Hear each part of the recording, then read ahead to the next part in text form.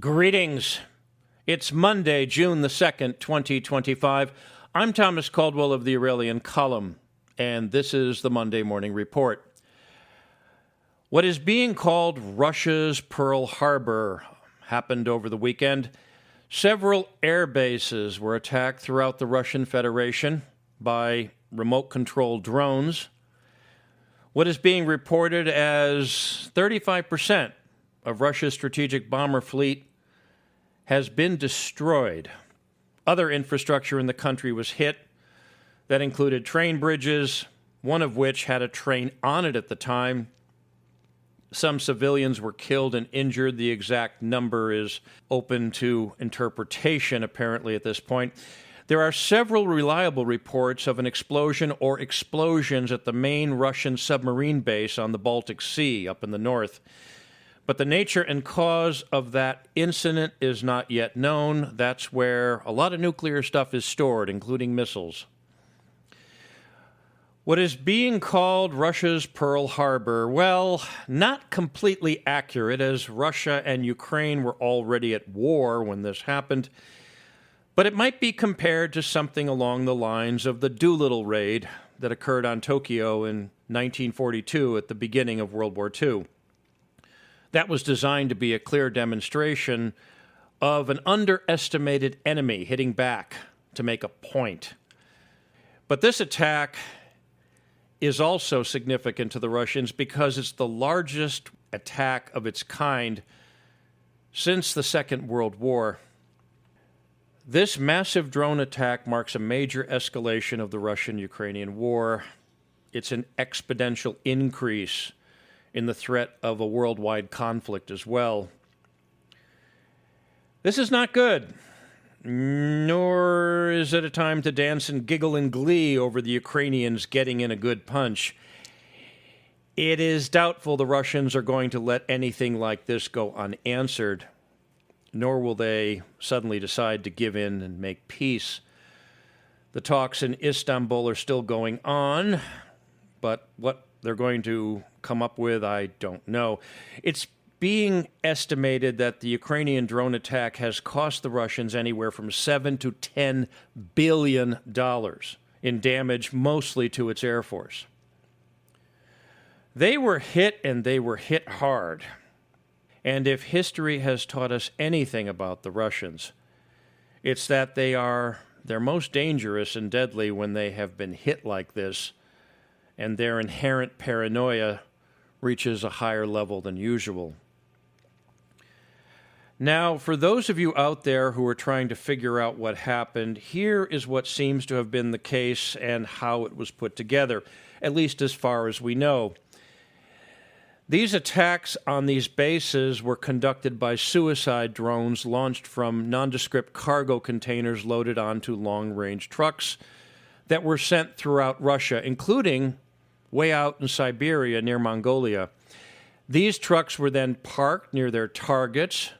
Their drones were launched, either automatically or by remote control. That's not clear.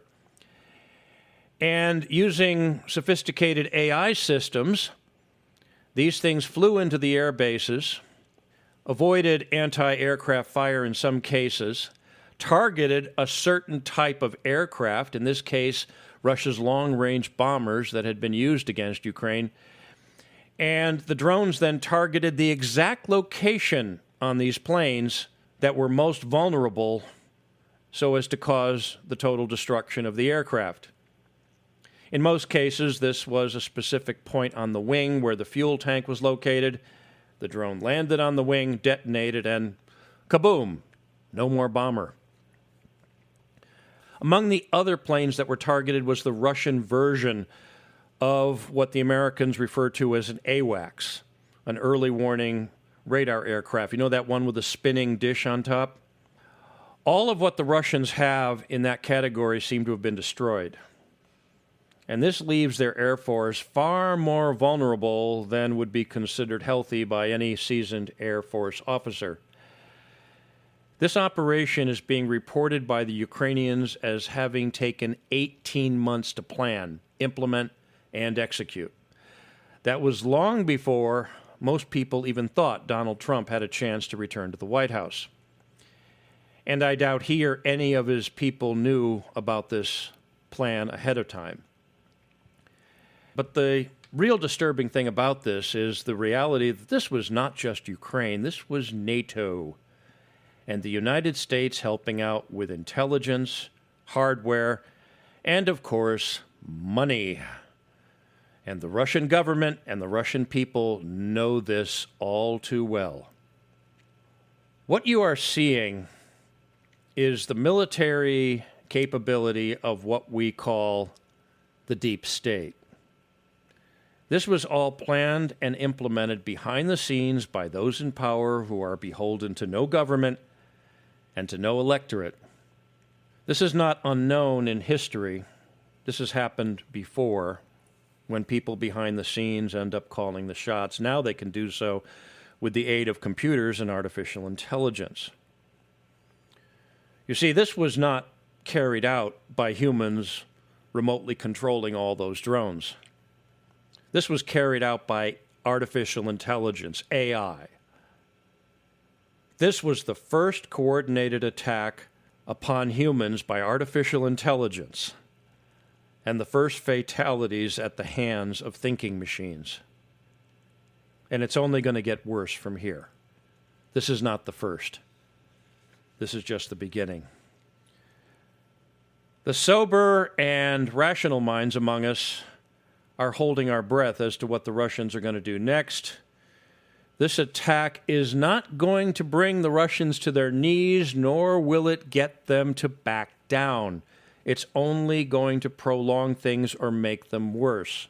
Bears are very hard things to kill, and even harder things to tame.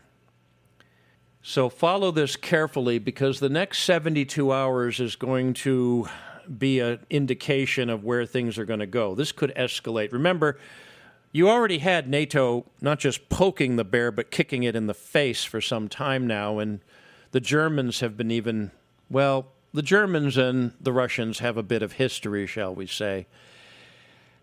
You've got to wonder what they're trying to get out of this. All of this is needless, and all of this dates back to the time when the Soviet Union collapsed and the West decided to kick them instead of help them back to their feet. What fools these mortals be.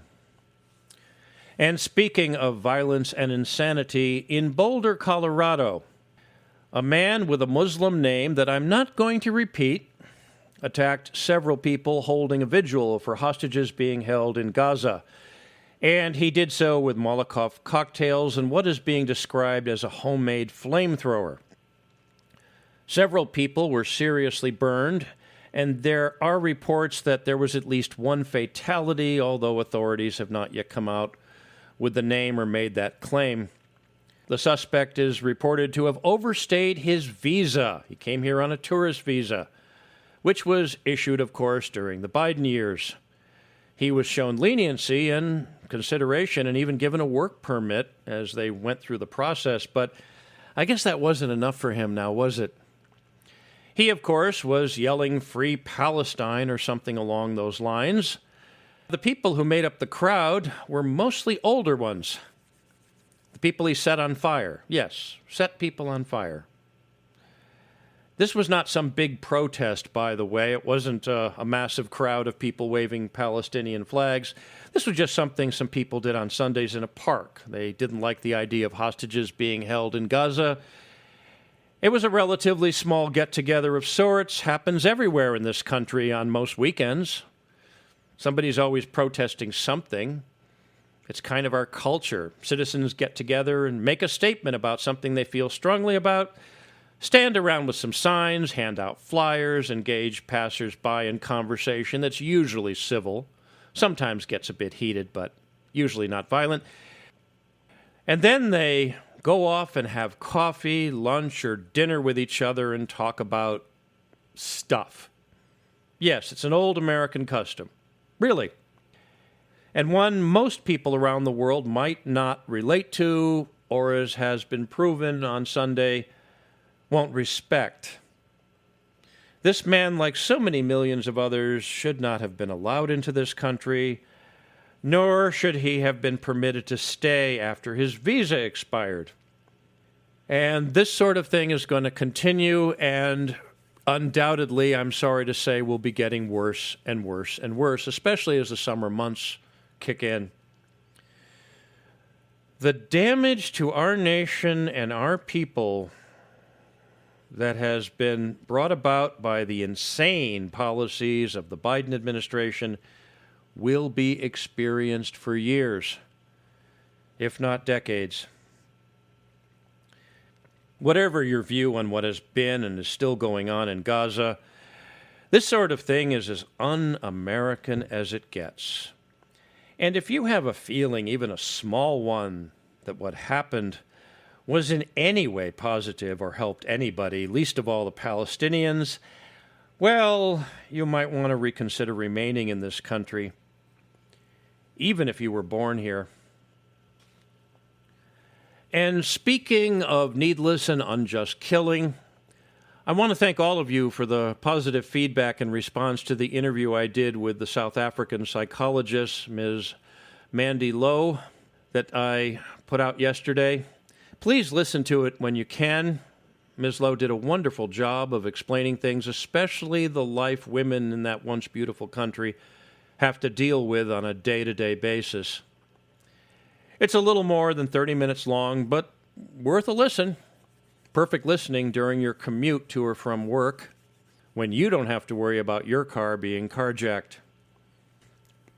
Now, as I follow the plight of white South Africans, as I do follow the plight of the Palestinians, the Tibetans, and other peoples around the world who have to face the horror of what is basically the prospect of extinction and fight it as best they can, there is one constant that runs throughout that narrative, and that is the human spirit can overcome just about anything, just about any adversity, any danger, any horror, and it usually does.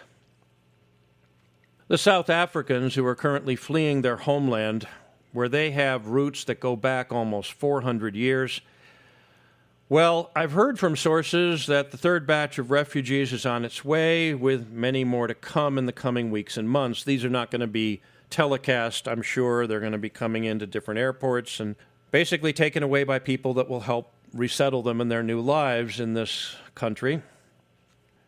It could end up being one of the largest migrations of its kind since the glory days of Ellis Island more than a century ago, because usually from the trickle comes a flood. Soon these people will be living among us, but unlike so many others who have flooded our country in recent years, these Afrikaners are coming here legally. They are coming here properly, and they are truly in danger, and are very grateful for the chance to arrive on our shores. They are a hardy, hard-working people and have overcome a great deal of adversity. They will make a healthy addition to the great American stew pot. Yet there are many out there, people who are full of hate, full of venom, and in total denial of the obvious. I've come to call these people pre-Holocaust deniers.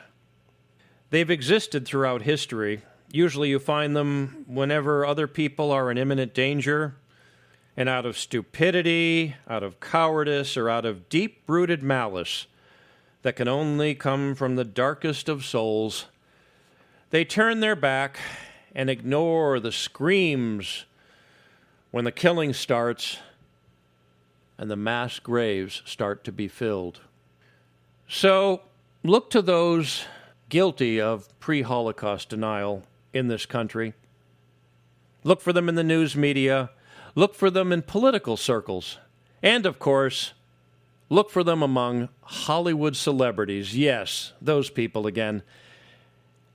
And treat them as they deserve to be treated, as banes upon humanity and defilers of all that's human. Welcome to the United States, our new arrivals from South Africa. You'll find this place rather strange. Even those who grew up here find it strange. And you're going to find it horribly imperfect. We have many problems and many faults and have committed many sins. We have social, economic, and racial issues dating back almost to the beginning when our ancestors showed up here. Usually with little more than the clothes on their backs, they too left their homeland behind to cross the ocean and throw their lot in with the rest of us. Many succeeded. Many didn't. But everyone got and still gets a chance to start over. That's an American tradition that probably will never go away.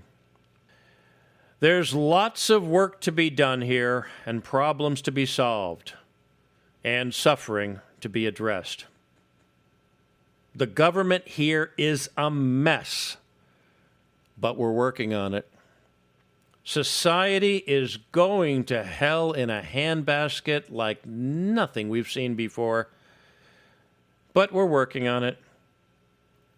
The economy is a disaster, but we're working on it. Crime and corruption are a problem that seems to never go away, but we're working on it. The United States is a work in progress, and we're still working on it. Now it's your turn to come here, join us, and help out. Good luck. We look forward to working with you. That's it for today. If you appreciate my work, please like, subscribe, and share. Share with your friends and share with your enemies. And be sure to please consider a paid subscription or a donation. It keeps the lights on literally and figuratively. I can be reached at feedback@aureliancolumn.com. That's feedback@aureliancolumn.com. I'm up on X. My handle there is MICCAMPEN. That's MICCAMPEN. This podcast originates at Substack. My handle there is aureliancolumn.substack.com. Until we meet again, be good, be safe, be vigilant, and remember, Clown World, the deep state, and artificial intelligence must be destroyed.